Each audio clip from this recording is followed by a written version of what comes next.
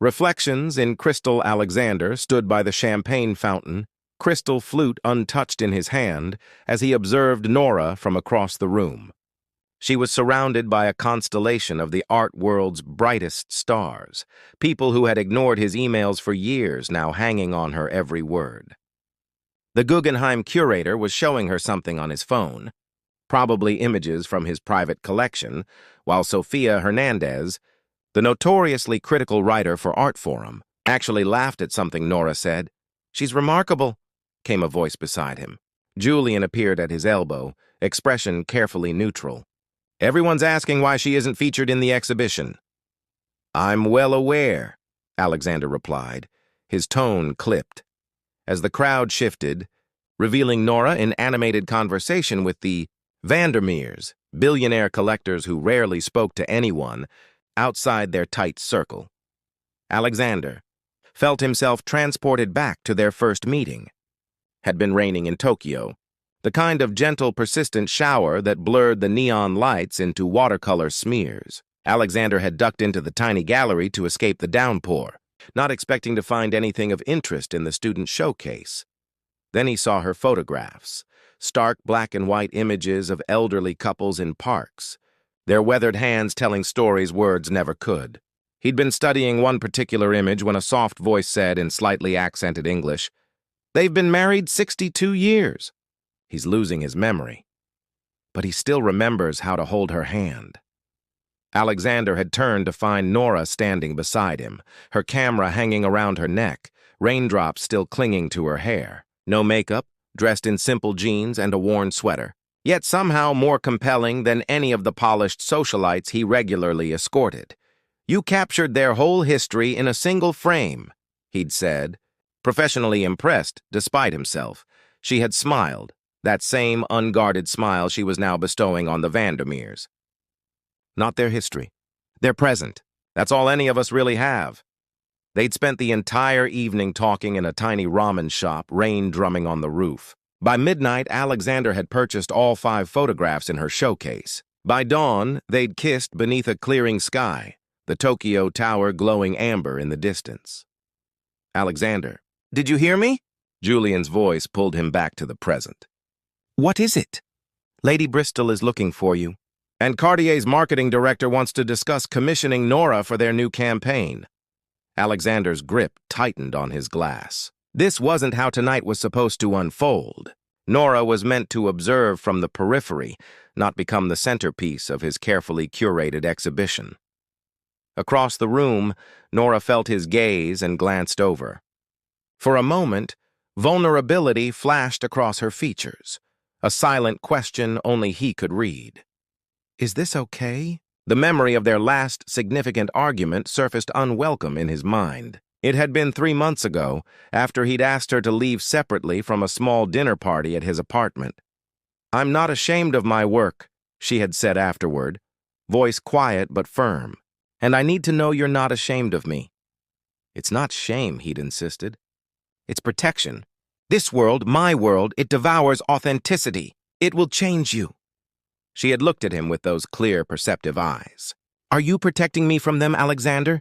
Or protecting yourself from what I might reveal about the man behind the gallery owner?" Now, watching her natural grace captivate the very people he'd spent decades carefully cultivating, Alexander confronted an uncomfortable truth.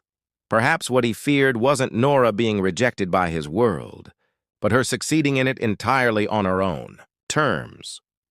The Vandermeers were now showing Nora something on an iPad, likely pieces from their private collection that Alexander had been trying to view for years. "Mr. Blackwood," interrupted a silky voice. Vanessa Bristol had appeared at his side, one perfectly manicured hand resting possessively on his arm. "You've been neglecting me all evening. And who is that woman everyone's fawning over? She's not even featured in the catalog." Before Alexander could respond, Julian smoothly intervened. "That's Nora Chen. Her work explores urban isolation through a lens of unexpected intimacy. She's been called the spiritual successor to Diane Arbus, though her aesthetic is entirely her own." Vanessa's eyes narrowed. How interesting that Alexander never mentioned her, the undercurrent. In her voice was clear. Vanessa had believed. herself to be Alexander's inside track to all significant emerging talents. "If you'll excuse me," Alexander said abruptly, setting down his untouched champagne.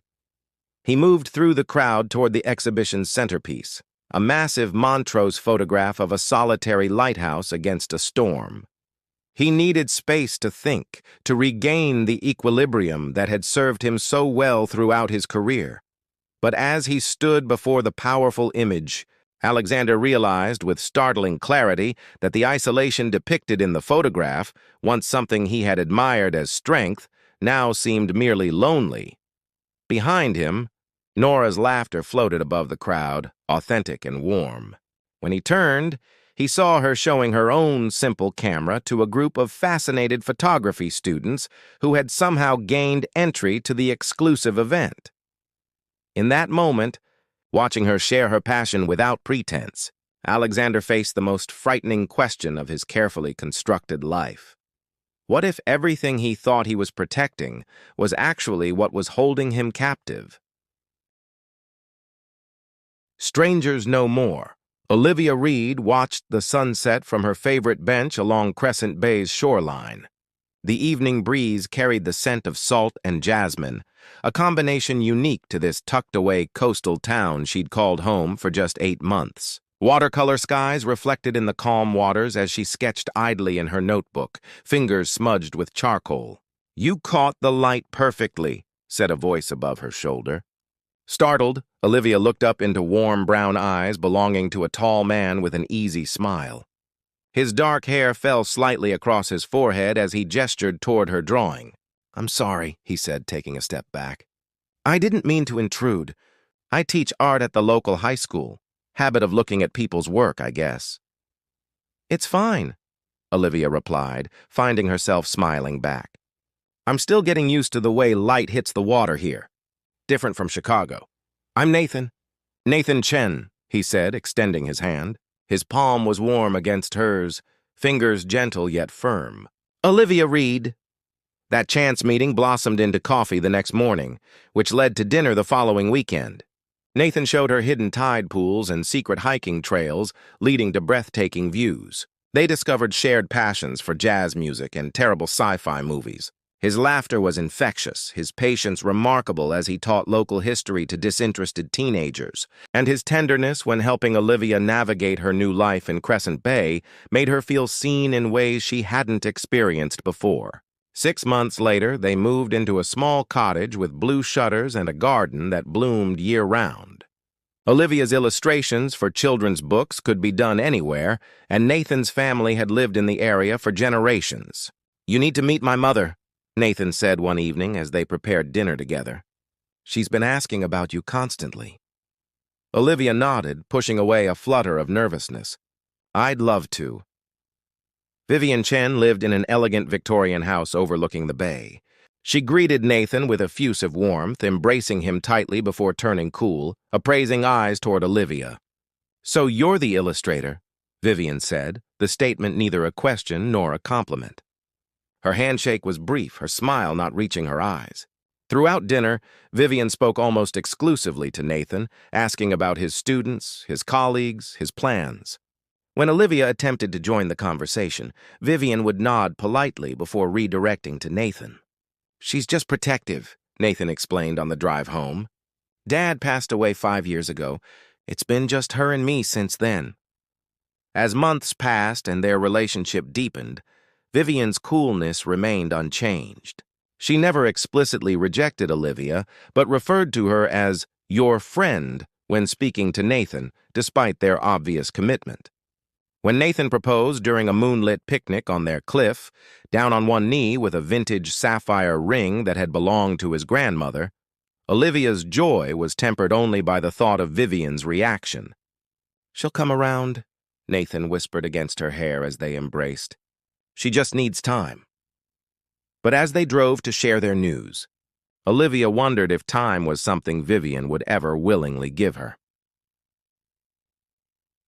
Outside, looking in the engagement announcement dinner at Vivian's Victorian home felt like navigating a minefield. Olivia had spent extra time preparing, her caramel hair arranged in soft waves, wearing a modest blue dress that complemented her eyes. She carried a bouquet of Vivian's favorite lilies and a bottle of expensive wine. "Congratulations," Vivian said thinly when Nathan shared their news, her gaze fixed on her son rather than the sparkling ring on Olivia's finger.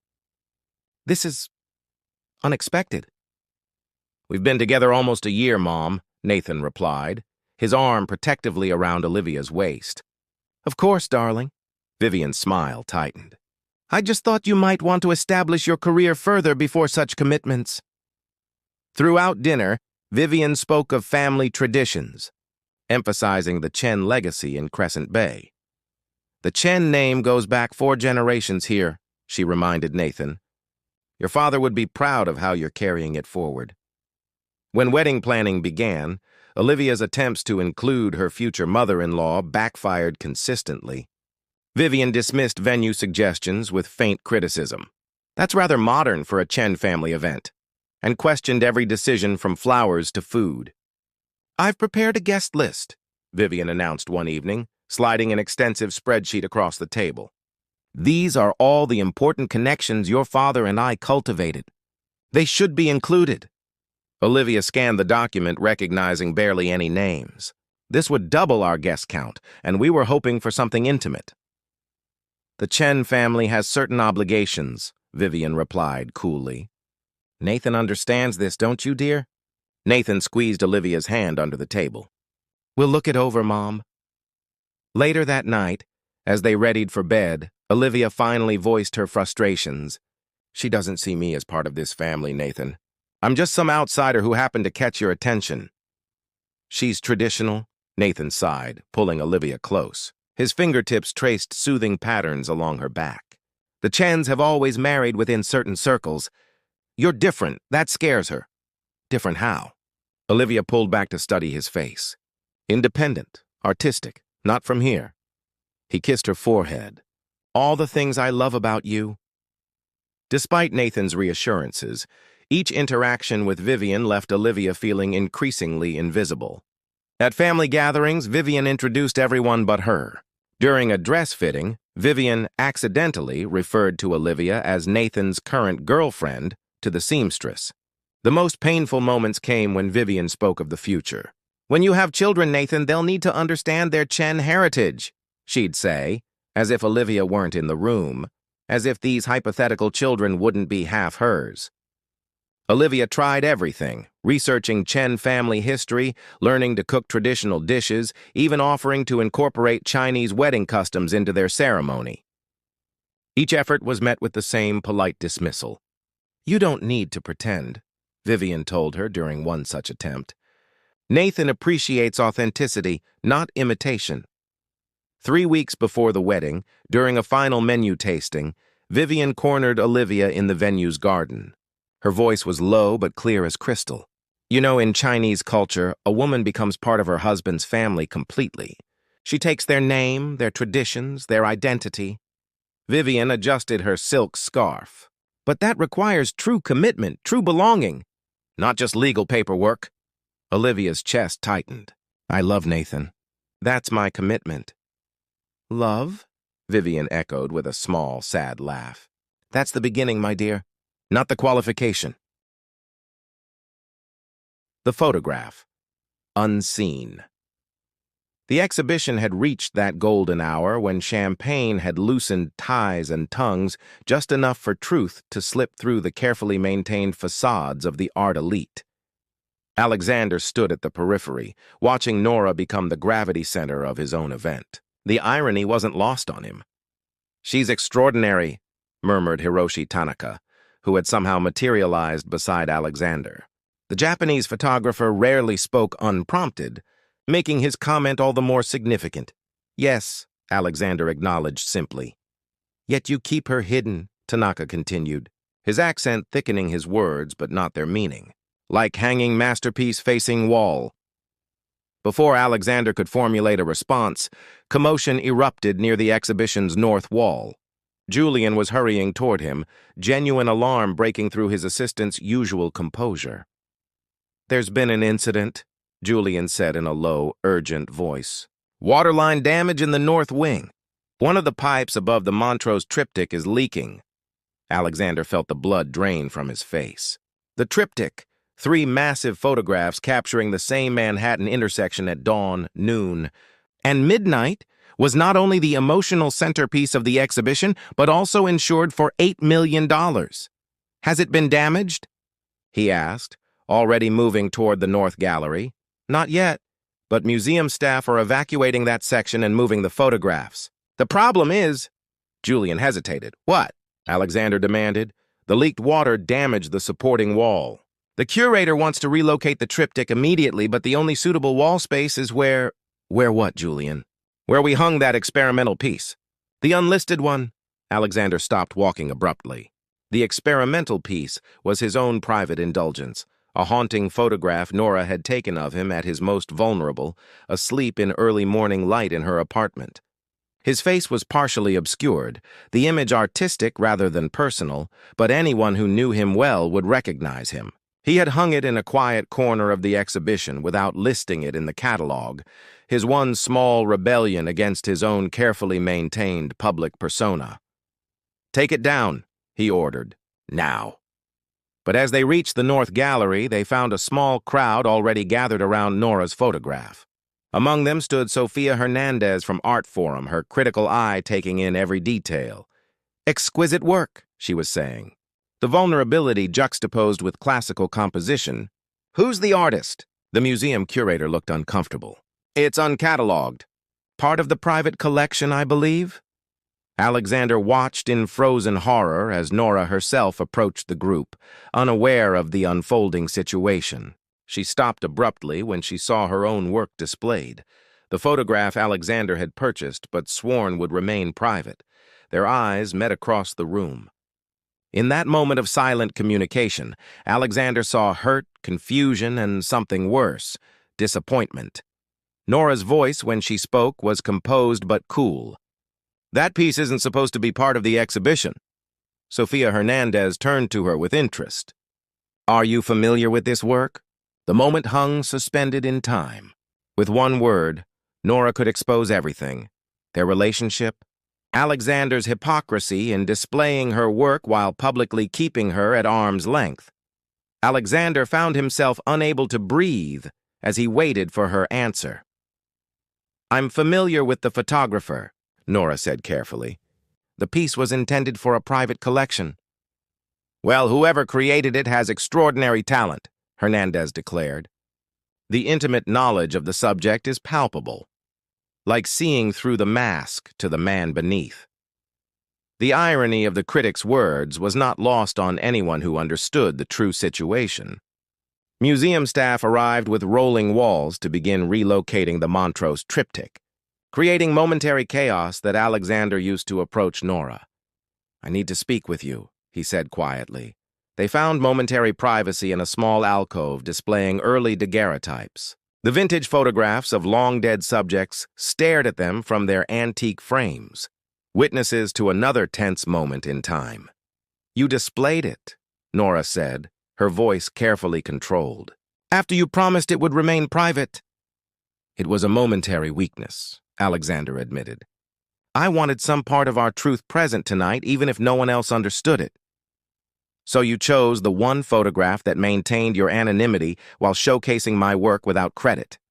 The hurt in her voice was evident beneath her composure. Before Alexander could respond, Julian appeared at the entrance to the alcove, his expression grave. "I'm sorry to interrupt, but there's a situation. Vanessa Bristol is telling people that the uncredited photograph is Nora's work. She's insinuating things about your relationship." Alexander felt his carefully constructed world beginning to crumble. "How would she know that?" "The signature," Nora said quietly. "My work has a distinctive mark in the lower corner. Any serious collector would recognize it." The implications were clear. The whispers would already be spreading through the exhibition hall, speculation about the true nature of their relationship, questions about why Alexander had kept Nora's talent hidden, assumptions about favoritism or worse. Alexander's first instinct was damage control, the reflexive protection of the reputation he'd spent decades building. But as he looked at Nora's face, He saw resignation settling into her features, as though she'd expected nothing more. "This is exactly why I kept things separate," he said, the words sounding hollow even to his own ears. "Is it?" Nora challenged quietly. "Or was it because I didn't fit the image you wanted to project? Because I wasn't polished or connected enough to be seen on your arm in public, only in private?" The truth of her words struck him like a physical blow. In the distance, they could hear Vanessa's cultured voice rising above the crowd, the words sleeping his way into the exhibition, floating toward them. Nora straightened her shoulders. "I should go." "Nora, wait." "No, Alexander.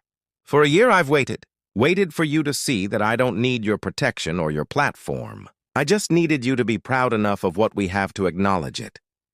She took a deep breath. "I won't be your hidden masterpiece anymore." As she turned to leave, Julian cleared his throat.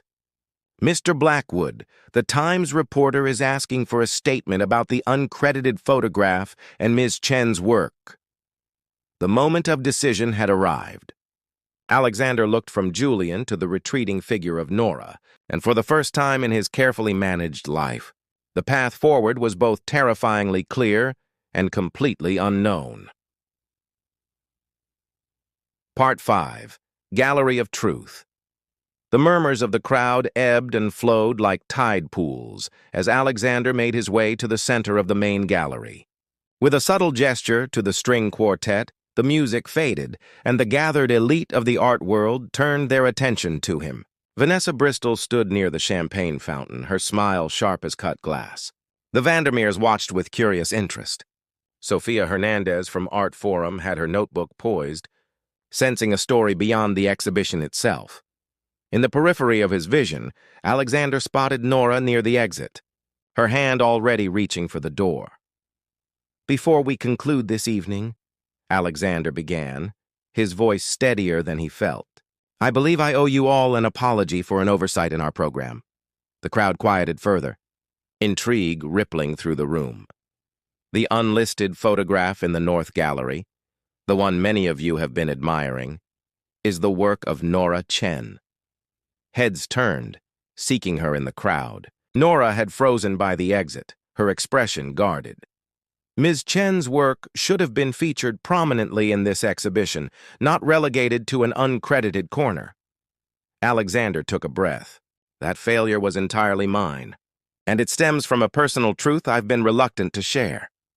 Julian, standing nearby, gave an almost imperceptible nod of encouragement.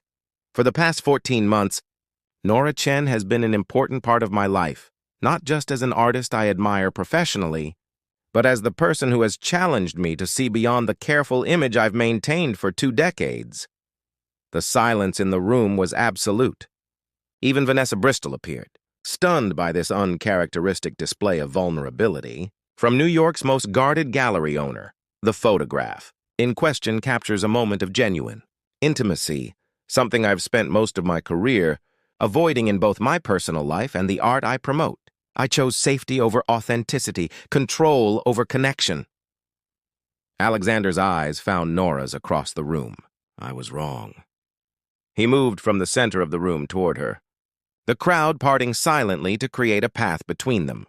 "The truth is," he continued, voice carrying in the hushed gallery, "I've been afraid. Not that Nora wouldn't be accepted in this world. As you've all witnessed tonight, she belongs here more naturally than most of us who've spent decades cultivating our presence. I was afraid of being truly seen, of having my carefully constructed persona dismantled by the simple truth of genuine emotion." Alexander stopped a few feet from Nora. Her eyes glistened with unshed tears, but her expression remained unreadable. "I displayed that photograph because I wanted some part of our truth present tonight, even while I was too cowardly to acknowledge it publicly. For that contradiction, and for asking you to diminish your light to maintain my comfortable shadows, I am deeply sorry." The whispers had begun again, but Alexander found himself remarkably unconcerned with the speculation rippling through his carefully curated guest list.